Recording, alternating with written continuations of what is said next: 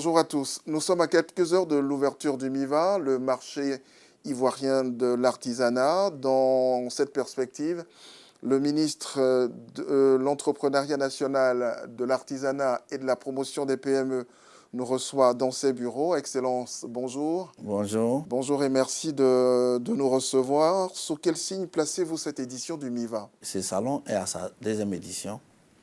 Et pour l'édition de 2016, le thème retenu, c'est l'artisanat et émergence. Donc nous pensons que ce salon est placé donc sous le signe de l'émergence. Et comme la Côte d'Ivoire s'est donné comme objectif de l'émergence en 2020, et tous les secteurs d'activité doivent travailler et œuvrer à atteindre cette émergence. Et donc l'artisanat doit prendre sa part dans cette émergence. Et comme l'artisanat est pourvoyeur d'emplois, parce qu'il n'y a pas émergence s'il n'y a pas cohésion sociale. Il n'y a pas émergence s'il n'y a pas emploi de qualité. Il n'y a pas émergence s'il n'y a pas une croissance inclusive. Et donc l'artisanat, qui est donc pourvoyeur d'emplois et qui est donc aussi est facteur de cohésion sociale, parce qu'il emploie beaucoup de monde, beaucoup de jeunes et beaucoup de nos masses, populations rurales, sont dans le secteur de l'artisanat. Et donc, le fait d'exercer cette activité leur permet d'avoir une cohésion, d'avoir la paix et de travailler sans avoir d'autres idées que nous avons l'habitude de voir. Et donc, nous pensons que c'est là que l'artisanat va apporter comme facteur de cohésion sociale, de paix pour l'émergence de la Côte d'Ivoire et en productivité aussi. Et cette année, le pays invité, c'est le Maroc. Pourquoi le Maroc? Et comment entendez-vous faire aujourd'hui du MIVA un marché international de l'artisanat? Merci. Vous savez que le Maroc et la Côte d'Ivoire entretiennent des relations très étroites depuis de longues années, depuis feu Félix Houphouët-Boigny et le roi Mohamed V. Ces relations n'ont jamais été rompues. Et donc, le Maroc entretient toujours, et avec l'arrivée du président Alassane Ouattara et le roi Mohamed VI, ces relations se sont réchauffées davantage. Et donc, nous voulons donc vous dire que le Maroc a été l'invité spécial de ces salons, parce que le Maroc a un savoir-faire en matière d'artisanat. Vous voyez, le Maroc n'a pas de pétrole, mais le Maroc, aujourd'hui, son secteur de l'artisanat contribue efficacement à la richesse nationale.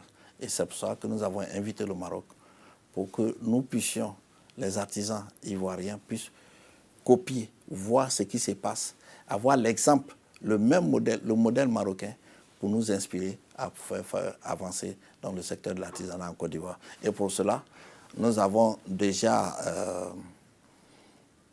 une convention que nous allons signer avec madame, ma collègue, le ministre de l'Artisanat et de l'économie solidaire du Maroc, pour avoir un partenariat avec la Côte d'Ivoire pour le développement du secteur de l'artisanat. Il y a aussi le fait que beaucoup de pays extérieurs à l'Afrique, du monde entier, viennent participer à ces salons. Et donc, c'est l'idée que le salon, d'ici quelques années, sera un salon mondialement connu.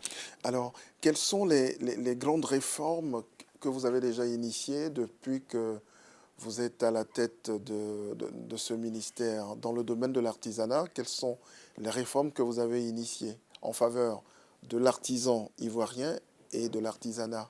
Il faut voir que le secteur de l'artisanat fonctionne dans un milieu qui n'est pas trop formel. Et donc l'idée pour leur permettre d'être accompagnés, pour permettre d'accompagner ces secteurs et puis les acteurs de ces secteurs, il fallait donc mettre les artisans sur des sites propres.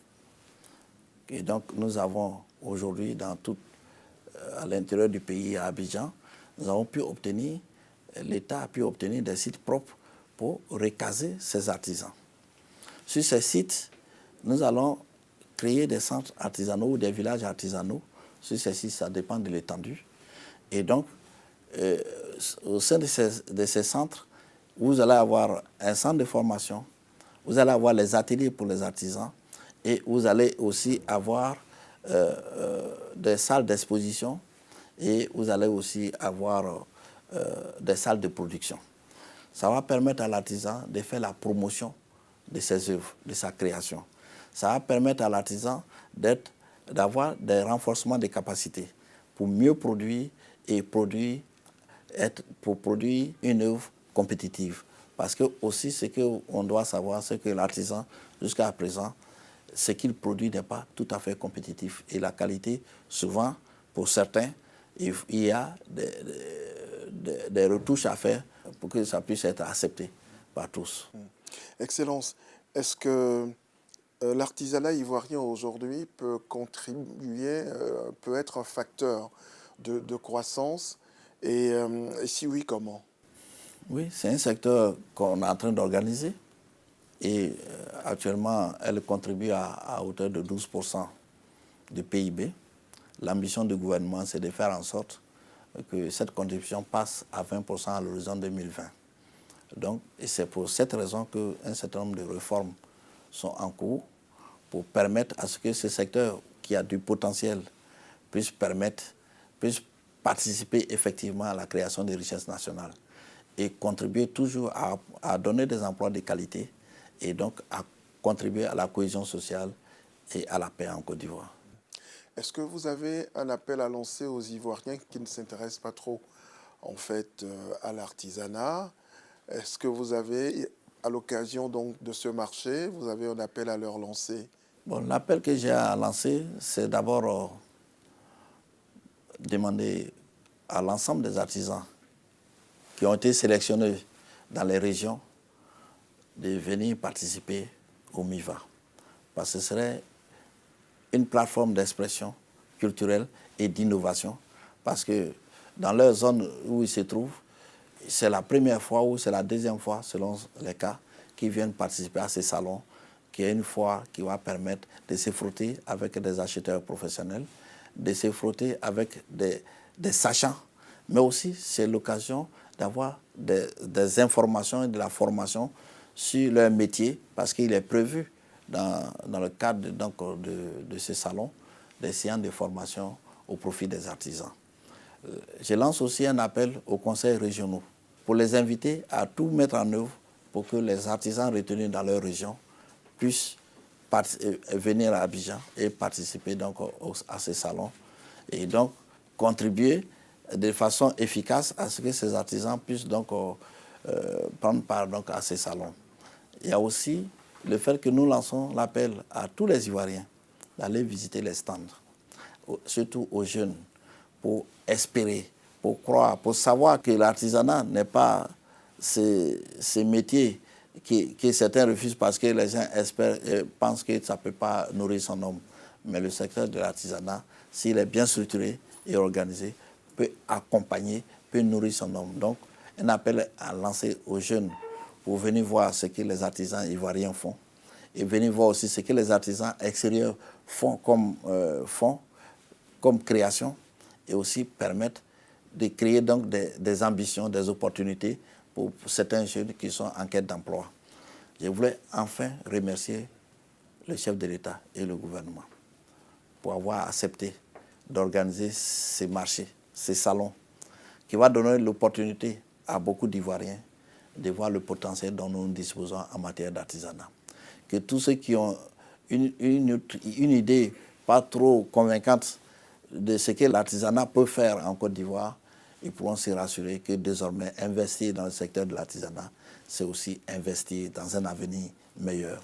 Et c'est pour cette raison d'ailleurs que le président de la République a accepté que son épouse soit le patron de cette cérémonie parce qu'elle tient beaucoup au secteur de l'artisanat et elle veut accompagner à sa manière son époux pour soutenir le secteur de l'artisanat. Et donc je voulais lui dire merci et pour tout ce qu'elle a fait jusqu'à présent pour que ces salons puissent avoir lieu. Je vous remercie. Merci.